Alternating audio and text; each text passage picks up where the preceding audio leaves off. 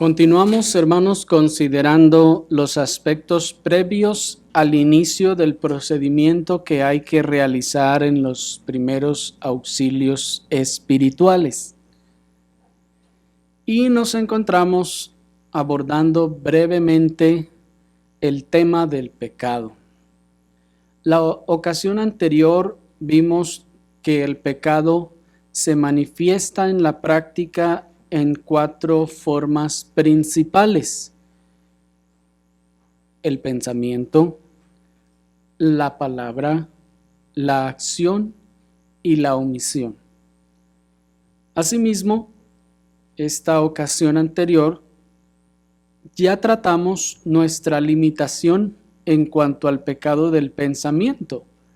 Así que ahora vamos a enfocarnos con el favor del Señor en las 3 restantes formas en que se manifiesta el pecado. Y veamos entonces primeramente el pecado de palabra. A partir de aquí entonces comenzamos a abordar las manifestaciones del pecado que sí podemos y debemos redarguir. Y la primera de ellas es el pecado de palabra. Esto puede parecer muy obvio, hermanos. Sin embargo, vamos a considerar las principales clases de pecado que se encierran en el pecado de palabra.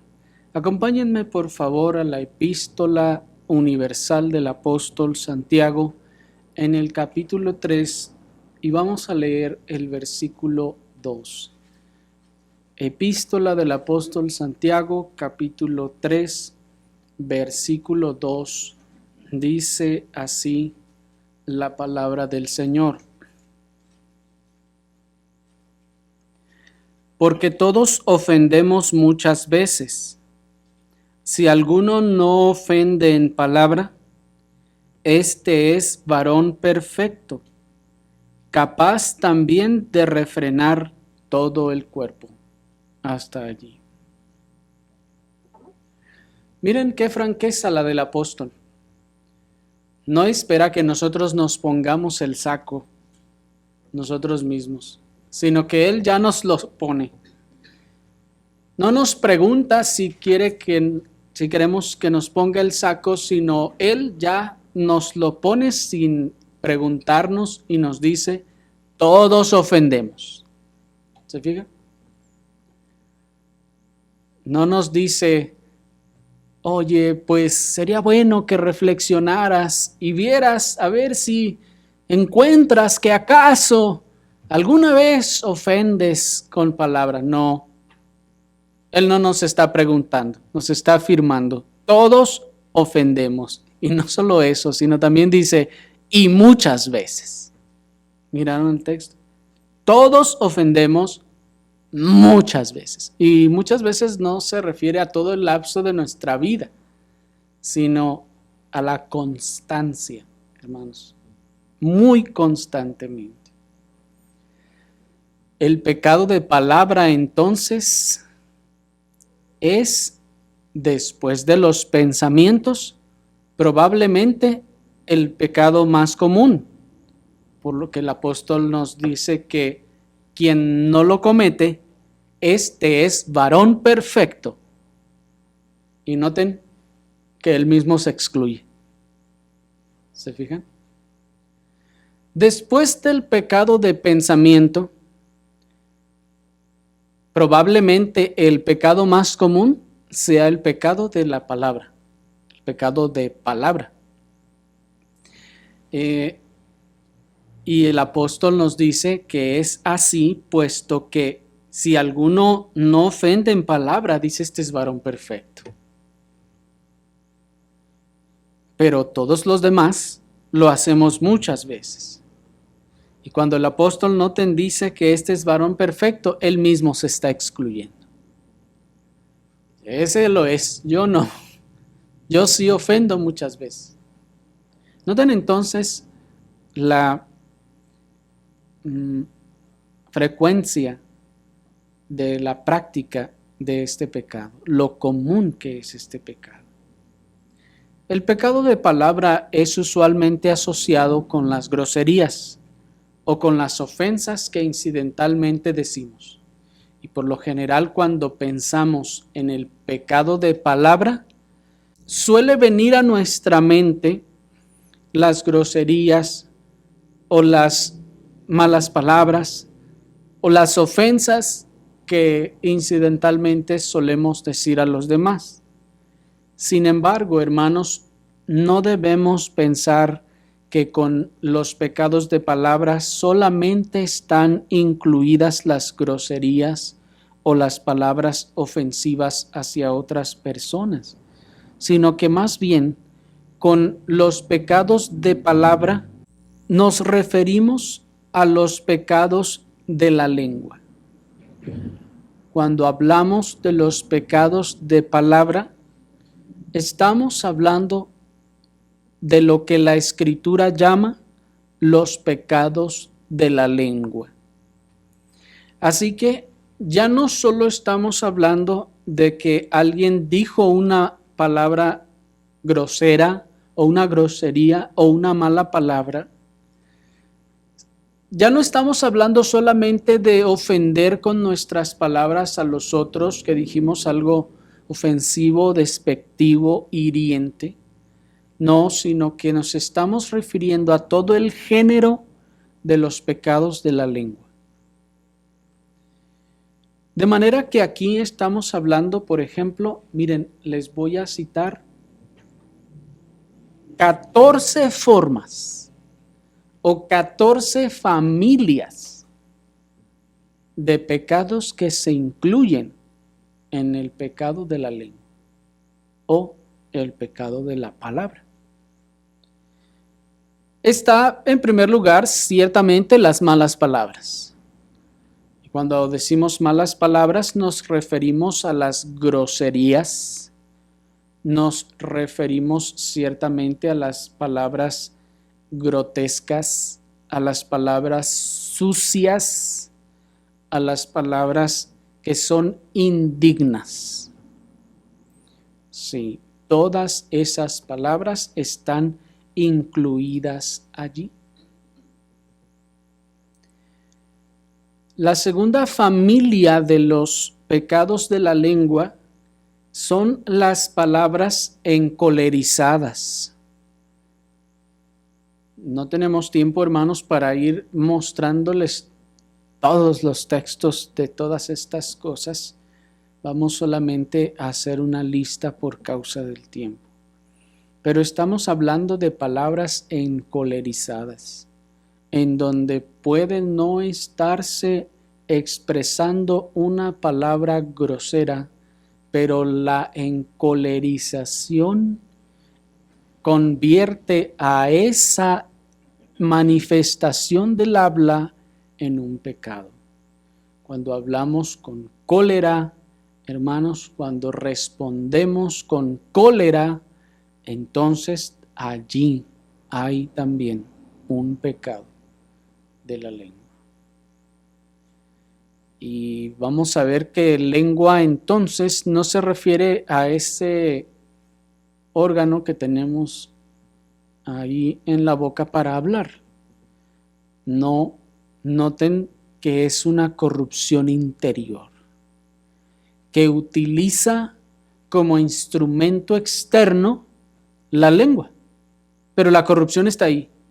Esa es la razón por la que esas palabras encolerizadas son un pecado, porque aunque el sonido que se haya producido o las palabras que se hayan dado, el significado del término no haya sido ofensivo, el mal está en el corazón que lo expresó. ¿Me están siguiendo? Asimismo también, hermanos, dentro de la familia de los pecados de la lengua está las palabras ociosas. La Escritura también nos habla contra las palabras ociosas. ¿Cuáles son esas palabras ociosas? son aquellas palabras que el mundo utiliza, hermanos, para referirse ya sea vilmente, burlonamente o malamente a las cosas, incluyendo, por ejemplo, cosas como los chistes que tienen en sí mismo, contienen ya sea mensajes o expresiones indecentes o deshonrosas. Esto también está incluido en el pecado de la lengua. Otra familia de pecados que está aquí es la murmuración.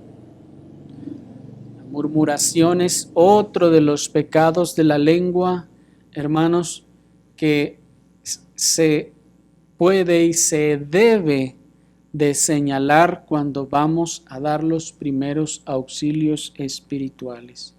La murmuración es entonces el estar hablando, el estar con nuestra lengua expresando las cosas que no debemos, ni del Señor, ni de los oficiales de la iglesia, ni de nuestros hermanos de la iglesia. La murmuración es el pecado que llevó a Aarón mismo y a Miriam a quedar completamente leprosos, ¿se acuerdan? La murmuración, pues, es ese hablar mal de las autoridades o de los hermanos. Ese es un pecado que está incluido aquí. Así que, sí, cuando ustedes escuchen a otros creyentes o hermanos en la iglesia hablar mal de otros hermanos, ahí es donde vamos a poner nuestro pie en el primer escalón. ¿Me siguieron? La otra clase de pecados incluidos aquí es la detracción. El pecado de la detracción. La detracción se ha traducido como traición, pero es ese pecado de hablar detrás de alguien más. Es decir, de hablar mal de alguien a sus espaldas, sin que se dé cuenta de no le digas, pero mira. Y esto es el hablar mal, evidentemente, hermanos. El siguiente pecado es la injuria. Es la injuria que se hace con la lengua contra la honra de otro de los creyentes o de los oficiales. Es ese daño que con las palabras se hace a la reputación de los hermanos. El otro pecado es el chisme. La otra clase de pecados es el chisme, hermanos. El chisme es ciertamente el estar diseminando, estar comunicando, ya veíamos, un informe negativo a alguien que no necesita saberlo, y no puede hacer nada al respecto. También está el pecado de la calumnia. La calumnia es otro de los pecados de la lengua. La calumnia, como todos sabemos, es aquella acusación de mal sobre alguien que no es verdadera, que no es cierta. Así que cuando hayamos oído o visto a alguien que ha calumniado a alguien más, debemos poner nuestro pie en el primer escalón que vimos el domingo pasado. Otro de los pecados de la lengua es evidentemente la mentira. La mentira es otro pecado que debe ser denunciado, hermanos.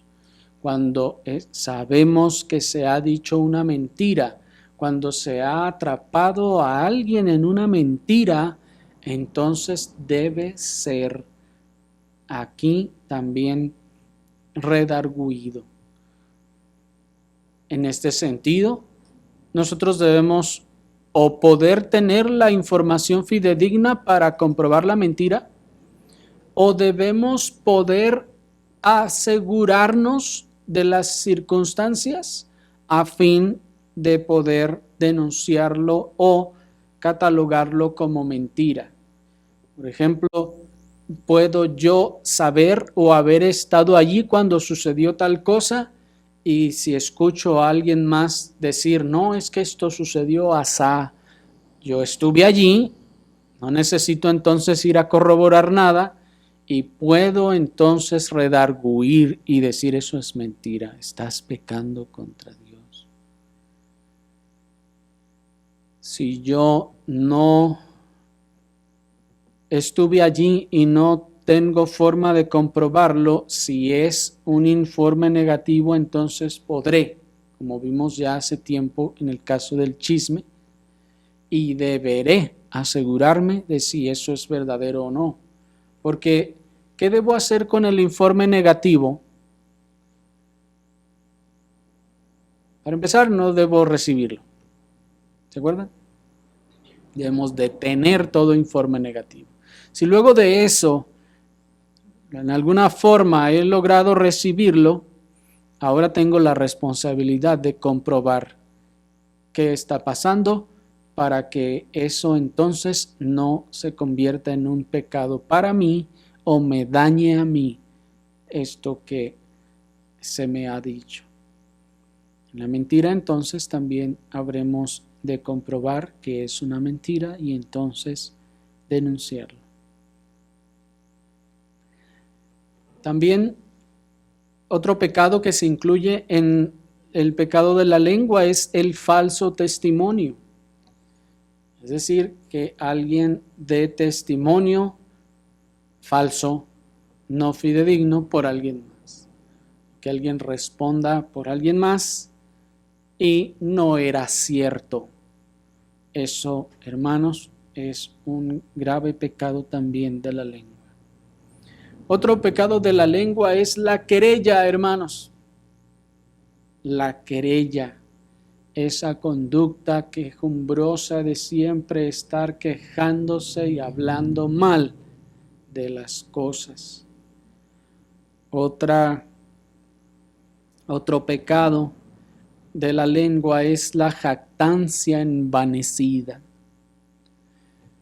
Esas personas que siempre están echándose flores, están halagándose a sí mismos y diciendo lo buenos que son, lo tanto que han hecho, lo perfectos y dignos que son. Nunca se equivocan y nunca están mal o hacen mal. Son fuertes, dignos, sabios y nadie como ellos. Eso es jactancia, eso es envanecimiento y eso es un pecado de la lengua, hermanos.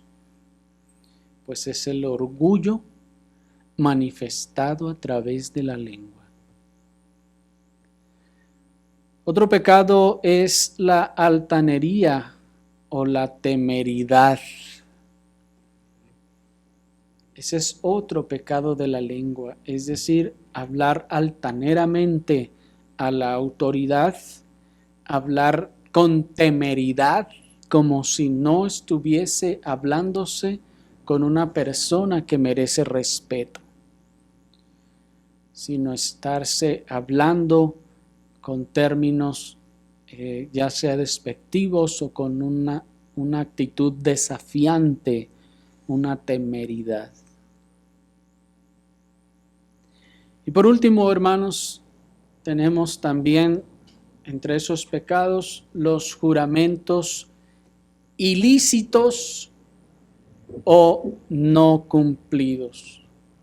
Los juramentos ilícitos o no cumplidos. Es decir, jurar de forma que no es lícita, porque sabemos que hay una forma lícita, y también jurar lícitamente, pero no cumplirlo. Podríamos agregar uno más, que es todo el tercer mandamiento: tomar el nombre de Dios en vano. Allí, hermanos, también tenemos otro pecado de la lengua. Estos 14 o 15 grupos de pecados nos demuestran, hermanos, que es verdadero el testimonio del apóstol cuando nos dice que todos ofendemos y muchas veces. ¿Se dan cuenta? Es una larga lista, hermanos, de formas o de manifestaciones de este solo pecado de la lengua. Así que noten que entonces es cierto lo que el apóstol nos dice cuando nos dice en el versículo 5 que la lengua es un miembro pequeño que se jacta de grandes cosas.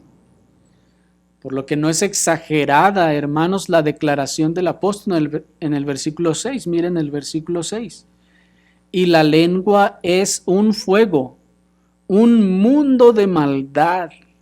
La lengua está puesta entre nuestros miembros y contamina todo el cuerpo e inflama la rueda de la creación, y ella misma es inflamada por el infierno. Miren, hermanos, cuán dañino es el poder de la lengua y el que no le pone freno. Pues cuando leemos el contexto, el apóstol nos dice que se le pone freno a la boca de los caballos para que obedezcan, y así se dirige todo su cuerpo. Así el creyente, por las gracias que se derivan de Cristo en unión con Él, tiene la gracia para poder ponerse freno, para poder ponerle freno a su lengua y a veces hasta a la de los demás en estas cosas. Así, hermanos, es cierto este asunto de la lengua. Debemos entonces dejar de menospreciar los pecados de la lengua. No solo debemos evitar la mentira, el falso testimonio y las malas palabras y ya, como hemos visto, sino que debemos evitar toda la clase de pecados que hemos enlistado ya aquí. Ustedes en la semana en casa tomen esa lista y comiencen a meditar en estas cosas y hallarán muchas más formas, o podrán identificar en qué forma ustedes han faltado en eso. Pero pasemos nosotros a nuestro siguiente grupo de pecados, que es el pecado de acción o comisión. Es decir, un pecado que se hace, se produce. Acompáñenme a Mateo, el Evangelio de nuestro Señor Jesucristo según Mateo, allí en el capítulo número 7,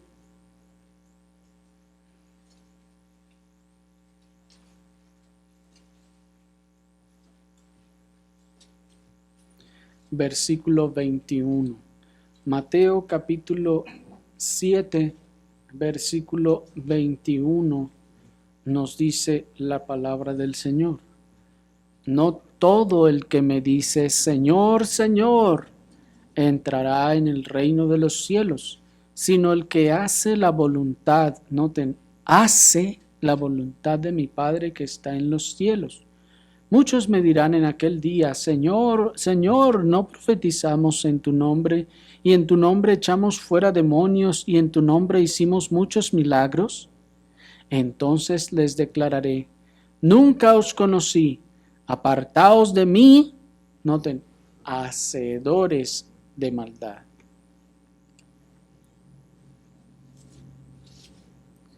De manera que aquí está, pues, hermanos, el tercer grupo de los pecados de la forma en que se manifiestan los pecados, que es en la acción, en el hacer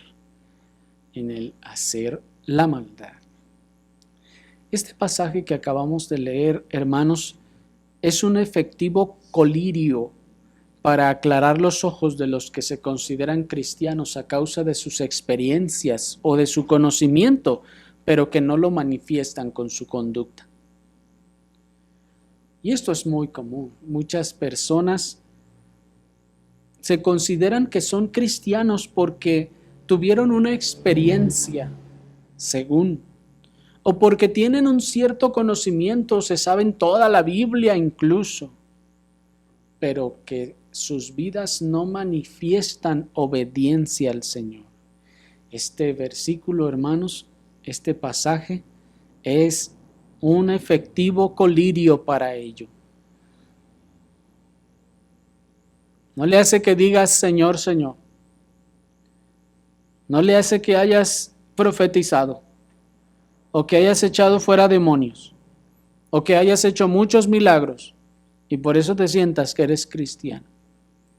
Si eres un hacedor de maldad, entonces no estarás con aquellos que son llamados a la derecha.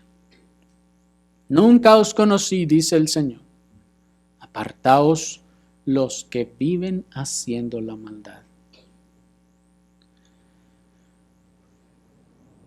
Cuando a una persona le es acercada la luz para que vea la inmundicia que lo cubre y no corre a limpiársela, o no lo considera suciedad e inmundicia, es porque o está ciego o está muerto.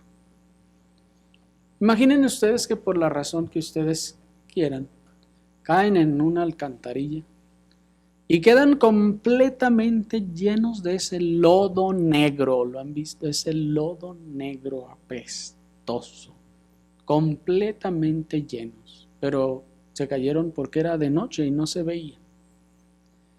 Y alguien viene con luz y les muestra y les dice, mira qué sucio estás. Si usted no corre a limpiarse, o se ve y dice, no es para tanto, es porque una de dos, o está ciego o está muerto. ¿Me explico? Eso es lo que el Señor está queriendo decirnos aquí. Si después de que se le trae la luz y se le muestra, mira, eso es pecado, y lo sigue haciendo, sigue viviendo allí, no corre a limpiarse, es porque está ciego o está muerto.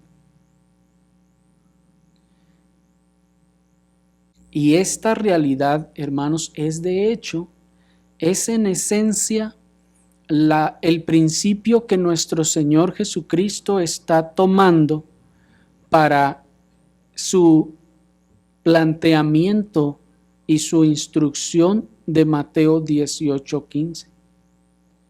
Si ustedes notan, con cada una de las estaciones o de los escalones que nuestro Señor Jesucristo estableció en el procedimiento de Mateo 18:15, se está dando por sentado esta realidad. Si tú ves tu maldad, entonces vas a querer deshacerte de ella. Si ves esa suciedad, vas a querer ser limpio de ella. Pero si no la ves o no la puedes ver, entonces es porque estás muerto. Estás muerto, no eres cristiano entonces. Si no eres cristiano, no debieras entonces ser considerado dentro del cuerpo de Cristo como creyente. ¿Me explico?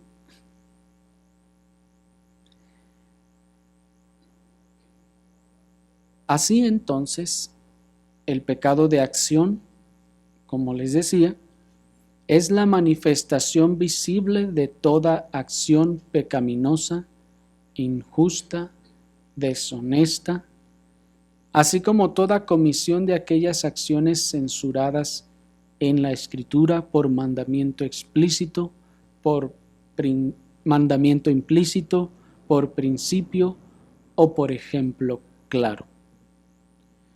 Por ejemplo, vemos a alguien que comete alguna acción pecaminosa, debemos redarguirle. Si alguien comete una acción injusta en sus tratos con los demás o con los incrédulos aún, debe serle redarguido. Si alguien por alguna razón nos comenta por ignorancia o nos damos cuenta que ha actuado deshonestamente, eso es un pecado que debe ser redarguido. Así también en los pecados de acción está toda comisión de las acciones censuradas en la Escritura por mandamiento explícito, por ejemplo, no robarás. El hacerlo es pecado, es una acción pecaminosa. Todo mandamiento que nos es dado diciendo no deberás hacer esto y lo hago, es pecado. ¿Me explico? Cuando la Escritura entonces nos ha dejado por mandamiento explícito o por mandamiento implícito, esto es lo que debes hacer, esta es la conducta cristiana y yo no la obedezco, entonces estoy accionando o estoy yo cometiendo un pecado de acción. Cuando yo cometo una acción que va contra un principio bíblico, es también un pecado. Y cada una de estas acciones han de ser tratadas dependiendo de su gravedad, también dependiendo de las circunstancias de su comisión y hasta dependiendo del medio en que se manifestaron. Es decir, que no todos los pecados se van a tratar de la misma forma. Poner nuestro pie en el siguiente o en el primer escalón y todos los demás no será de la misma forma, con la misma intensidad, con todos los pecados, sino que cada pecado va a ser tratado dependiendo de su gravedad, primeramente, dependiendo de las circunstancias en las que se cometió y también dependiendo del medio en el que se manifestó el pecado. Es decir, si fue una acción contra un mandamiento directo, no puede ser tratada de la misma manera en que se trataría un actuar que no fue lo mejor. ¿Me explico? Si alguien actuó deliberadamente contra el mandamiento de no robarás o algo así, no se va a tratar de la misma forma como se trataría el actuar de alguien que no es que hizo mal, pero no hizo lo mejor. ¿Me explico? También, si fue un pecado público, como el robo, lo agarraron y hasta salió en la tele, lo agarraron, o fue un pecado público como el adulterio o el asesinato, pues se supo que esta persona le asesinó. No se puede tratar de la misma forma, no se puede tratar con la misma paciencia como una mala decisión que haya traído alguna queja. ¿Me explico? Cuando un pecado primero es contra los mandamientos de Dios, ya es un pecado que va adquiriendo gravedad. Si además ese pecado fue cometido de manera pública, adquiere gravedad mayor todavía.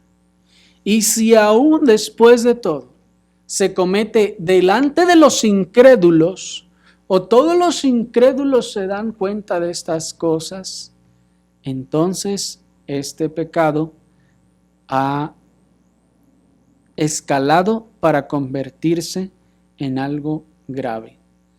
¿Por qué? Por las prioridades que ya vimos cuando vimos los propósitos. La gloria del Señor, el beneficio de la iglesia y la restauración del ofensor.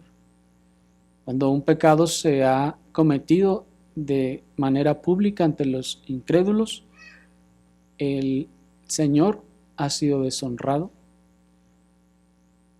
La iglesia también lo ha sido.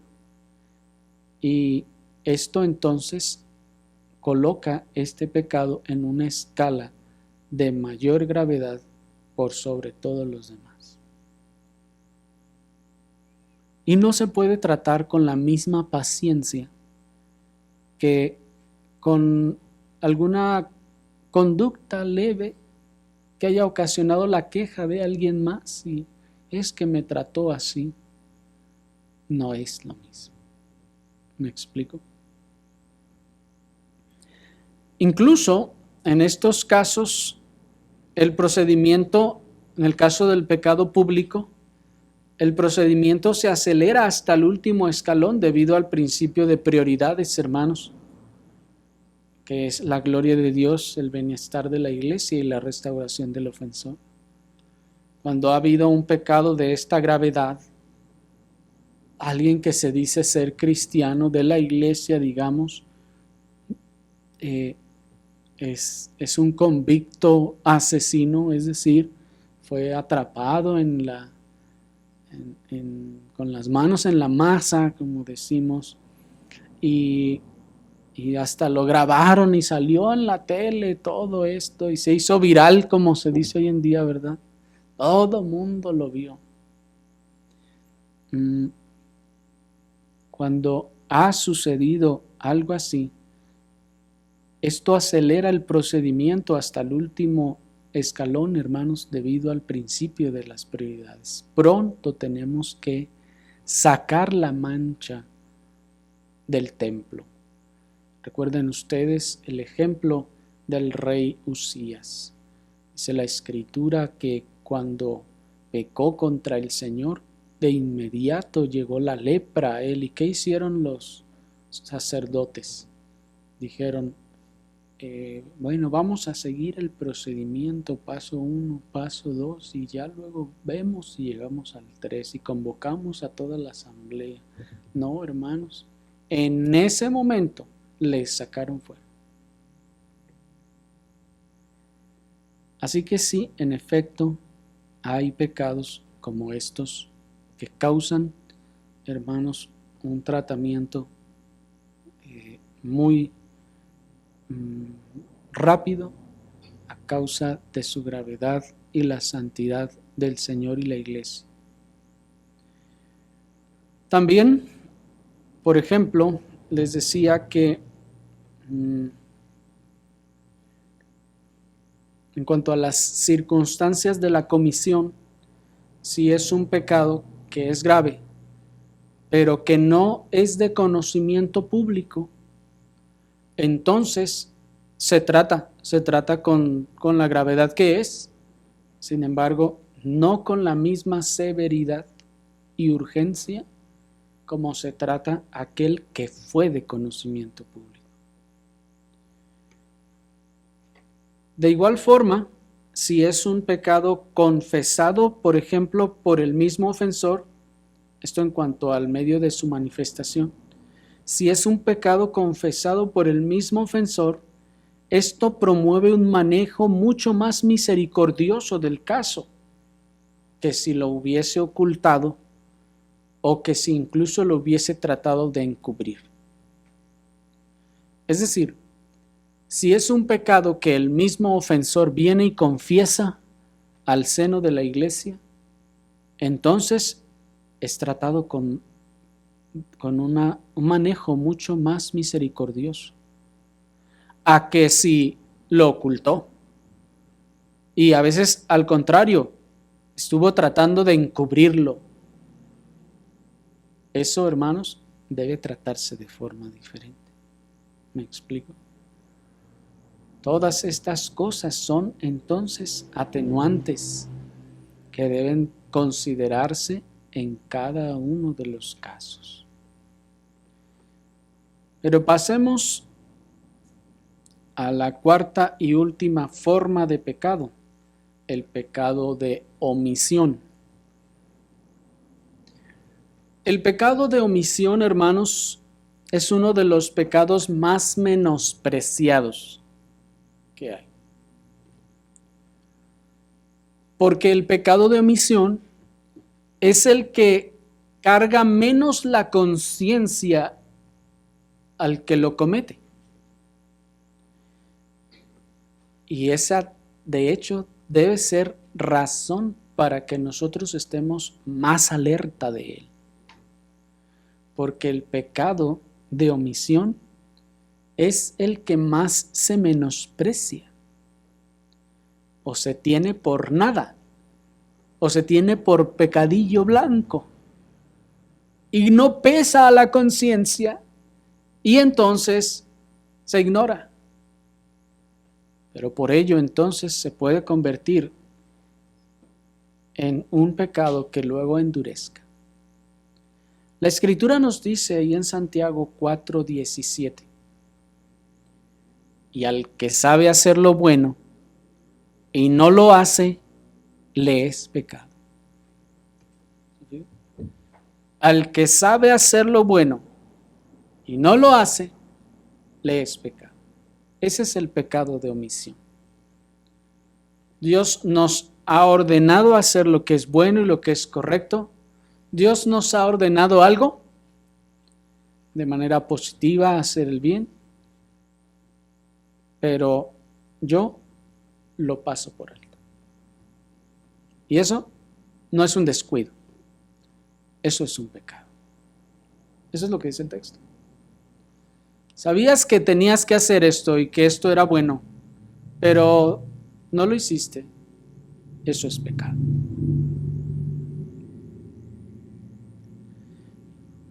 Por eso les decía que el pecado de omisión es el que menos carga la conciencia al que lo comete, pues la persona suele consolarse diciendo, bueno, no hice bien, pero tampoco hice mal.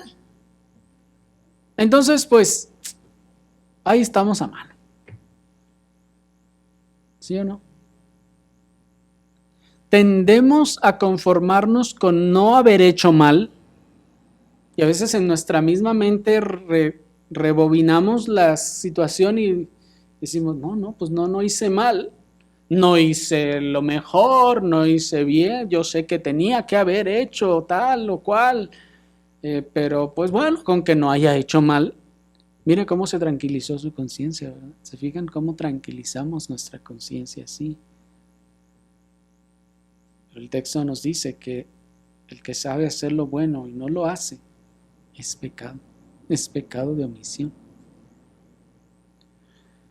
Pues nos solemos consolar la conciencia diciendo, bueno, pues no hice lo que debía, pero al menos no ando mal. O solemos decir, bueno, no estoy sirviendo al Señor como debiera, pero al menos no estoy siendo causa de vituperio. Ya, eso cuenta, ¿no? Eso ya es algo. ¿Sí o no nos consolamos con eso?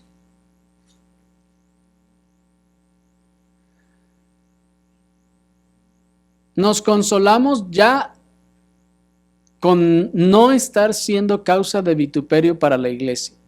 No estoy sirviendo, pero no ayudo, pero pues ya con que no cause daños. Eso es pecado de omisión. ¿Sí o no nos consolamos así? por eso habían estado tan tranquilas nuestras conciencias.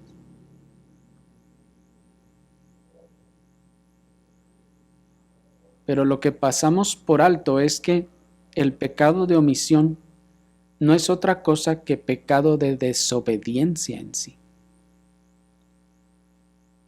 Pecado de omisión no es otra cosa que pecado de desobediencia. Cuando ustedes le mandan a sus hijos o a quienes están bajo su autoridad y le dicen amablemente, ándale hijo, si quieres ve y haz esto o haz esto otro.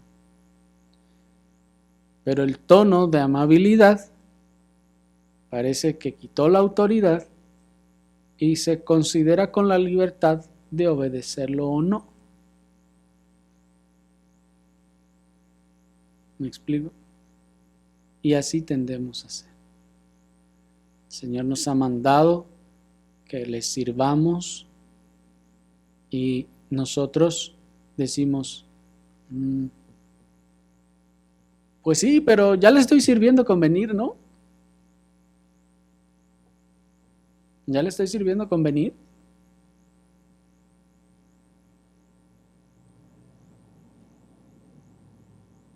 Entonces, el pecado de omisión es un pecado de desobediencia. Porque lo bueno y el servicio de nuestra mayordomía al Señor están mandados. Hacer lo bueno y rendir la mayordomía de nuestro tiempo, de nuestro servicio y de nuestra ganancia al Señor no son mandamientos opcionales, ¿o sí? ¿O acaso el Señor dice, miren, aquí les va un mandamiento opcional, la mayordomía? Aquí les va otro mandamiento opcional, hacer el bien. Aquí les va otro mandamiento opcional, hacer la misericordia. ¿Dice así? No, hermanos. Eso no es opcional. Los mandamientos no son opcionales. Y cuando nosotros nos tomamos la libertad por nuestros razonamientos, los que sean, no estamos haciendo otra cosa que de desobedecer. Y ese es un pecado de omisión.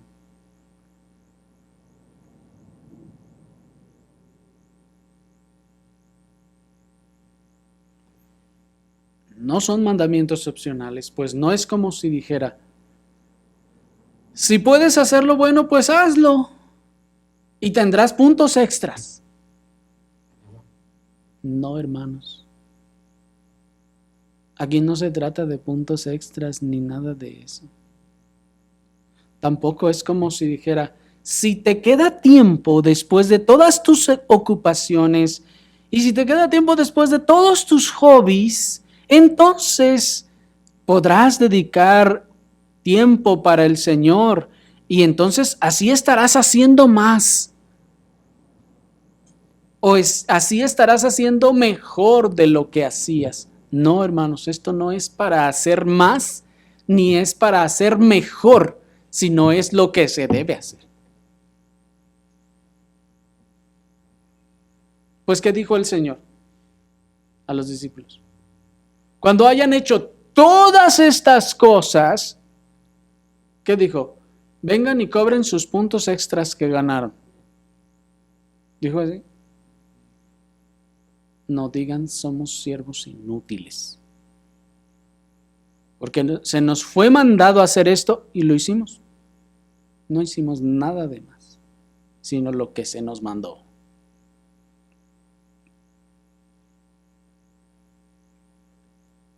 Y eso es un pecado. No es como si dijera, si te sobró algo de lo que yo te proveí, pues entonces puedes darlo para mi adoración. Pero si no, no te preocupes, ¿no? Todo está bien. Estamos en contra del evangelio de la prosperidad, dice que exige. No somos aquí así. Pero desafortunadamente, hermanos, muchos hemos reaccionado al falso evangelio de la prosperidad yéndonos al otro lado, manifestando muchas veces en las congregaciones que entonces no es un mandamiento dar, para que no nos señalen como del falso evangelio de la prosperidad. ¿Me explico? Para que no nos acusen de que estamos como aquellos, tendemos entonces ahora a rebajar y decir, pues es que era opcional. Si tienes, bueno, si no, no te apures, el Señor entiende. Noten que esa forma de razonar es como pensar de Dios, como si Dios dijera, pues como yo no tengo el control sobre lo que ganas y no tengo idea de si te vaya a ajustar o no, pues ya tú ve. ¿Se fijan qué clase de Dios se manifiesta y se presenta en esos razonamientos? Un Dios que no sabe y no tiene control del dinero que les llega a ustedes.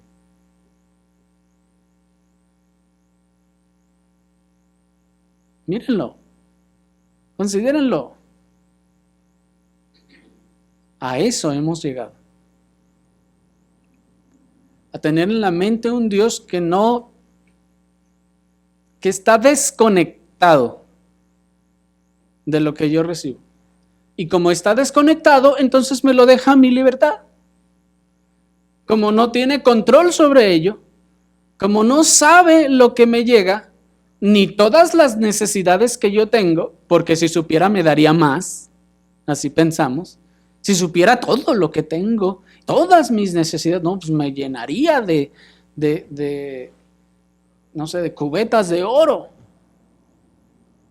Pero como no lo sabe, pues me da poquito y entonces, pues de eso poquito, pues yo me acomodo y pues no alcanza para adorarle con eso. ¿Qué razonamiento, no les parece?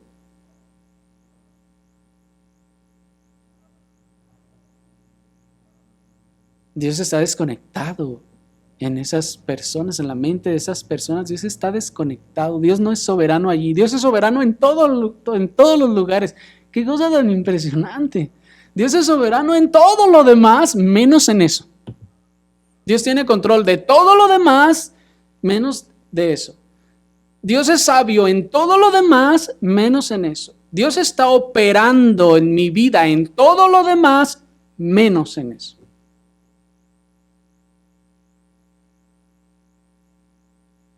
Qué impresionante.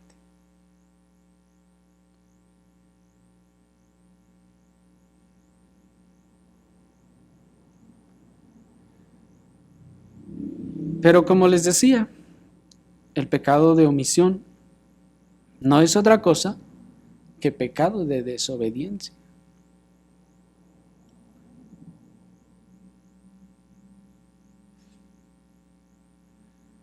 La obediencia es la marca que autentifica todas las profesiones de religión.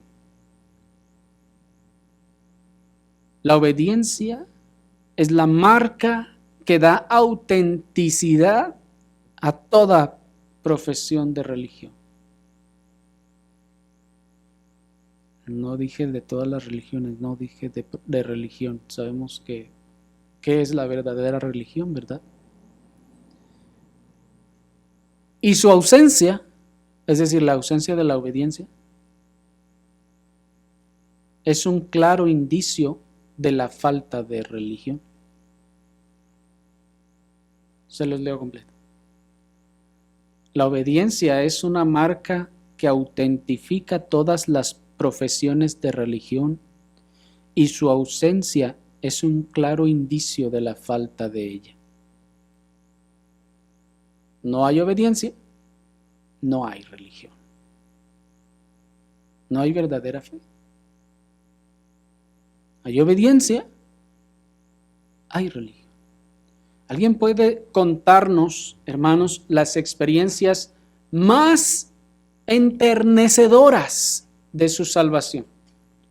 Los acontecimientos más sobrenaturales, providenciales o sobresalientes, hermanos. Que resulta que, no sé, iba para tal lugar, pero de repente sucedió tal cosa que mejor se fue por la otra cuadra y de allí se encontró con una persona que en toda su vida no la había visto. Esta persona le dijo tal cosa, la mandó para allá y ahí se topó con tal cosa que al final conoció el evangelio. Puede ser, hermanos, la providencia más gloriosa, pero si no está la autentificación de la obediencia, todo eso no son más que palabras. Pero puede ser la profesión de religión más sencilla, más simple, sin nada de espectacular, ni de especial, ni de sobrenatural. Pero cuando hay obediencia, es incuestionable.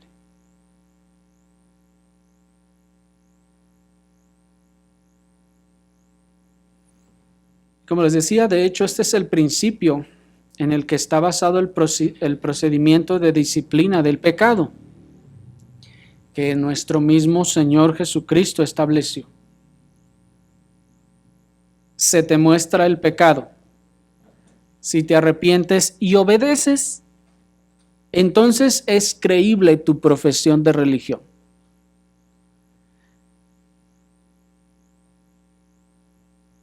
Si no te arrepientes y no obedeces, entonces es porque al final eres un gentil o un publicano.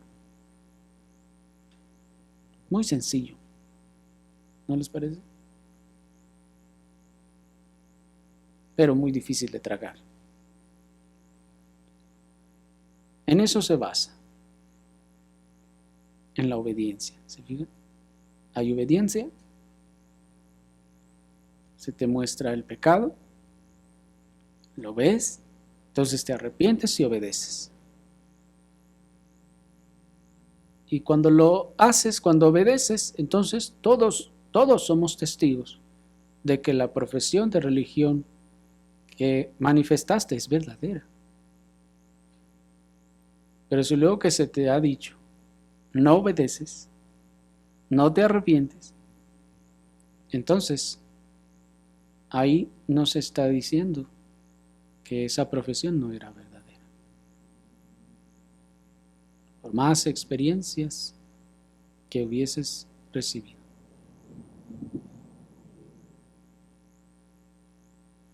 De manera que la omisión de la obediencia, es decir, el pecado de omisión, es toda aquella manifestación de toda desobediencia a todo mandato expreso y directo de una acción positiva.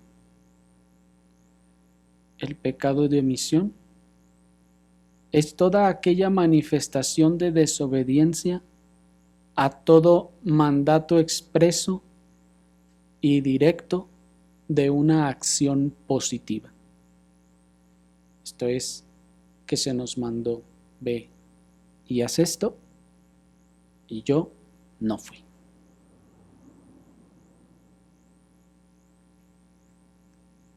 El Señor nos conceda, hermanos, que tengamos cuidado también con esta clase de pecados, porque de esta clase de pecados seremos también redargüidos. Porque el Señor, por ejemplo, nos ha mandado guardar el día del Señor. Y si no lo guardamos, estamos pecando. En este caso de omisión. Todas aquellas cosas que están incluidas en el mandamiento han de ser obedecidas y han de ser a la vez también redargüidas en caso de desobediencia. Vemos a algunos de nuestros hermanos desobedecer el cuarto mandamiento, o el tercer mandamiento, o el segundo mandamiento, o el primer mandamiento, y entonces debemos redarguir.